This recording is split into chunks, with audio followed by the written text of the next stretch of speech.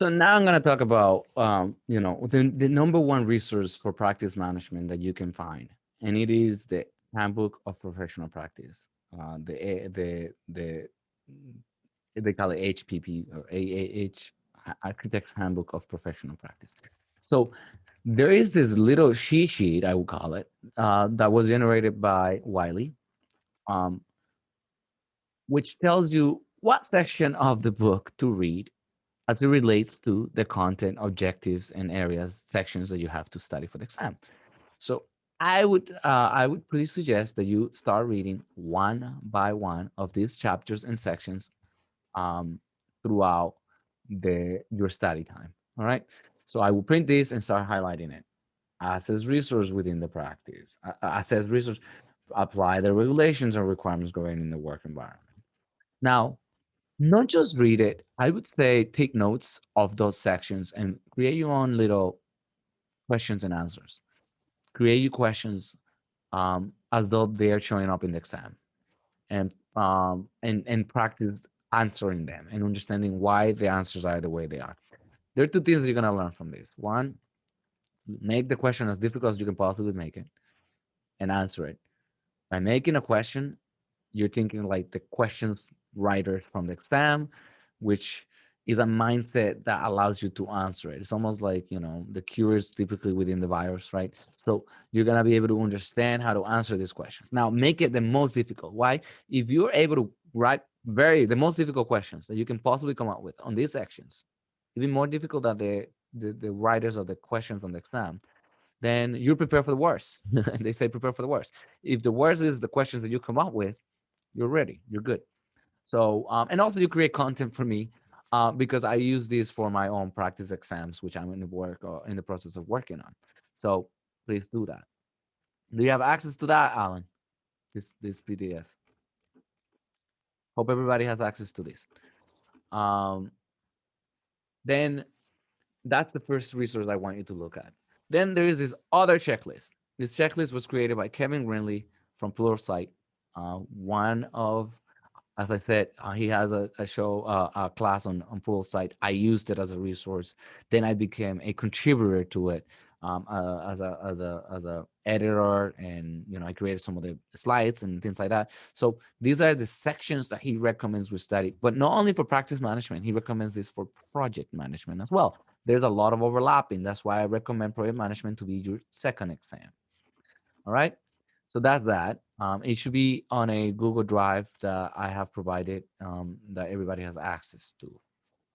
The other thing that I recommend you to look at is that, I hope you have access to the actual handbook. They sell it on the AIA website. I get a discount for the real book and for the PDF. If you want to buy it through me, let me know. I get a discount because I'm an AIA member. Let's just send me a message and we'll get it ordered. Okay, and it comes very quickly, relatively quickly. It came like in 3 days after I ordered the book, the real book, and it's a book you're gonna use throughout your practice. Really, I'm telling you, you're gonna use it throughout your practice. The other document I recommend is this document created by the AIA. They probably have a new one for the newest contracts, but the 2015 still is very applicable. And it shows the relationships between one contract and the other, and the different delivery methods, and what contract will you use for the different types of delivery methods. Okay. The other one I recommend you to read and then carve DOS too is the B101. And there is some audio online by an architect from Chicago, Mike Hanahan, I believe is his name. Very good. Very, very good. I would read that. Um, and this is key for this practice management exam.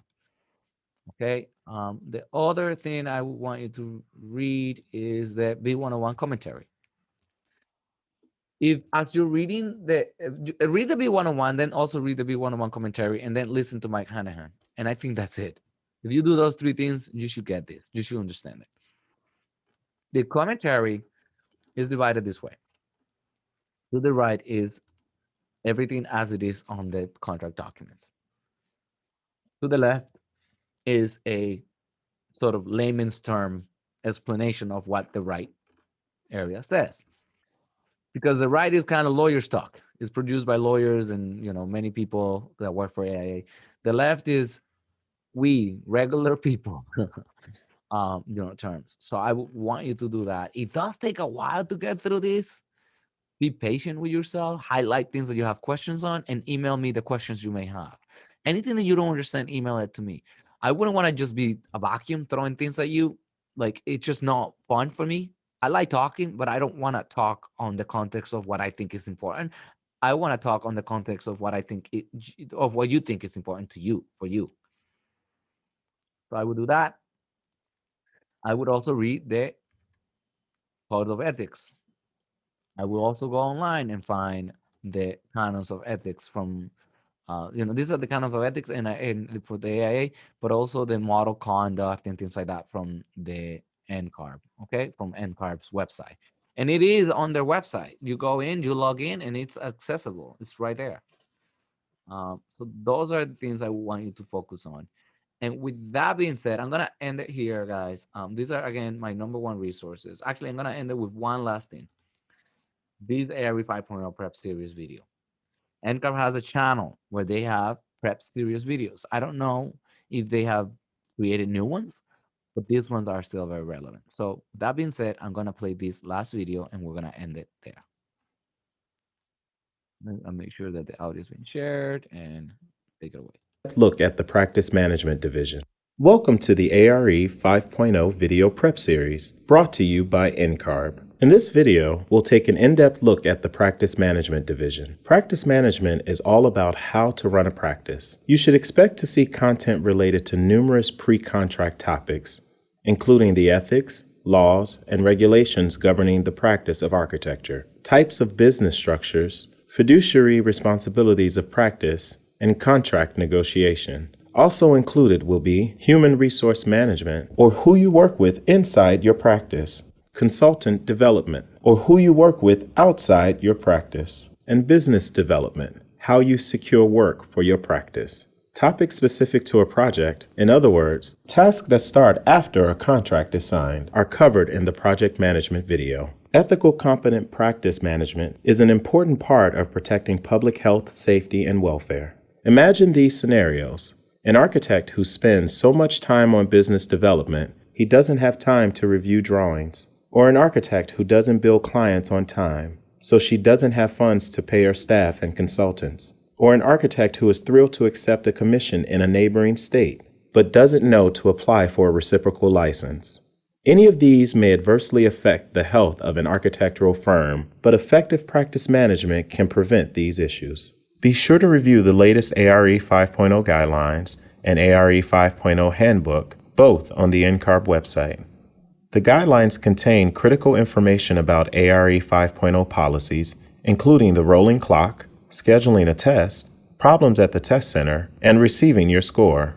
The handbook discusses the content of all 6 divisions and includes sample items and suggested references, as well as more information on the objectives for each division. You'll have 2 hours and 45 minutes to answer 80 items in this division. The content is distributed between business operations, finances, risk, and development of practice, practice-wide delivery of services, and practice methodologies.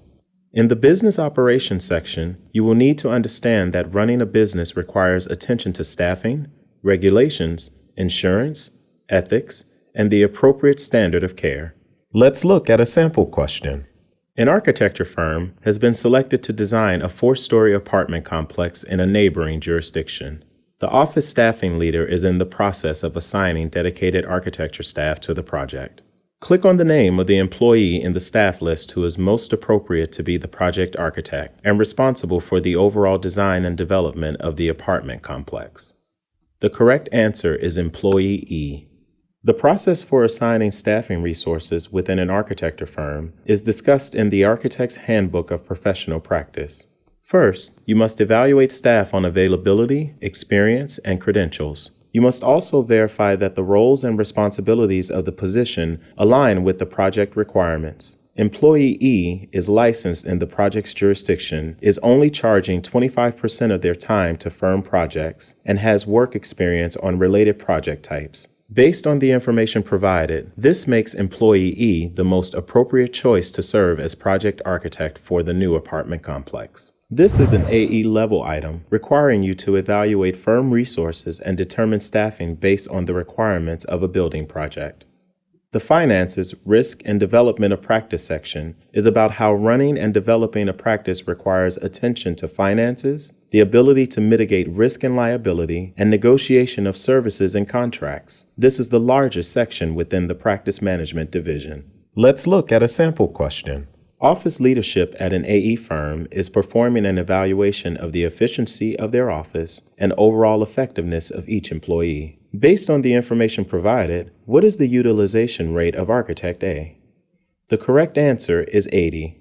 According to the Architect's Guide to Small Firm Management and the Architect's Handbook of Professional Practice, utilization rate is a measure of the effective use of labor and is calculated by dividing an employee's direct labor by their total labor. First, you need to identify the direct labor hours for Architect A. Time spent on the Westside Community Center, City View Rehabilitation Clinic, and Parkside Apartments is all direct labor because it is charged to each project. Hours spent on responding to an RFP, firm staffing, and continuing education are considered indirect labor. By dividing the direct labor hours by the total hours, you determine that Architect A's utilization rate is 80%. Because the percent symbol is given next to the answer box, you know the correct answer should be represented as a percentage, not a decimal. This is an AE level item requiring you to analyze an employee's use within an architecture office to determine the effectiveness of their labor.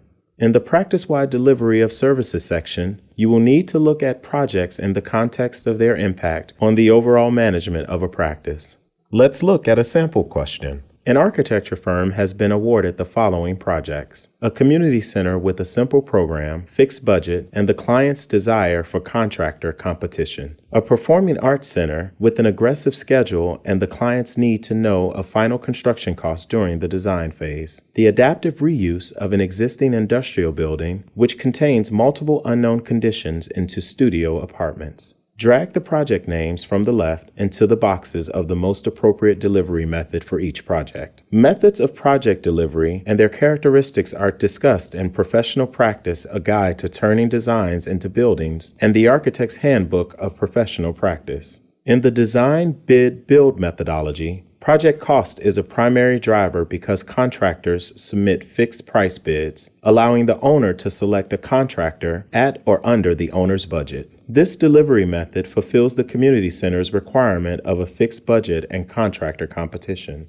In the Construction Manager as Constructor Delivery method, the contractor can provide technical advice early in the design process based on early design documents. They are also able to implement a fast-track schedule with multiple construction documentation packages, fulfilling the requirements of the Performing Arts Center. The Construction Manager as Agent Delivery method can provide the owner with early construction consulting, but does not provide a final construction cost during the design phase. Since the adaptive reuse project contains unknown conditions, a cost-plus fixed-fee delivery method would be the most appropriate because it disconnects the contractor's profit from any increase in project costs that may occur during construction.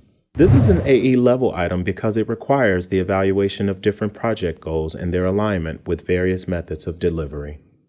In the Practice Methodology section, you will need to analyze how a practice is structured to achieve its goals and how to coordinate various projects and services. Let's look at a sample question. Two architects are forming a new architectural design firm and need to choose a business entity. One architect anticipates bringing several existing clients, while the other is leaving a larger firm and is unable to bring clients. They will initially only conduct business in one state and have no plans to add additional employees. The architects would like to protect their personal assets and maximize their tax benefits. Which legal entity should the architects establish for their practice? Limited liability partnership, general partnership, sole proprietorship, sub-C corporation. The correct response is limited liability partnership. According to Law for Architects, What You Need to Know, and the Architect's Handbook of Professional Practice, partners of a limited liability partnership are not personally liable for obligations of the LLP, but may be liable for their own personal negligence. LLPs are not required to pay federal taxes, as income and losses are reported on each individual's tax return. Sole proprietorships and general partnerships provide no liability protection for personal assets. Although Sub-C corporations protect stockholders' personal assets, both the corporation and stockholders pay federal taxes. This is an AE level item that requires you to compare and align goals of an architectural practice with business and legal structures. Ready to get started? Refer to the ARE Handbook for a list of reference materials most often used to develop the questions included in this division. This is not an exhaustive list of all possible references, but a suggestion for further reading. And remember, lots of people are studying for the ARE right now, so join the conversation. You can stay on top of the latest news and connect with NCARB and your colleagues with these sites. Be sure to check out our ARE community created just for ARE 5.0 and take a look at our other ARE 5.0 division videos. Thanks for watching.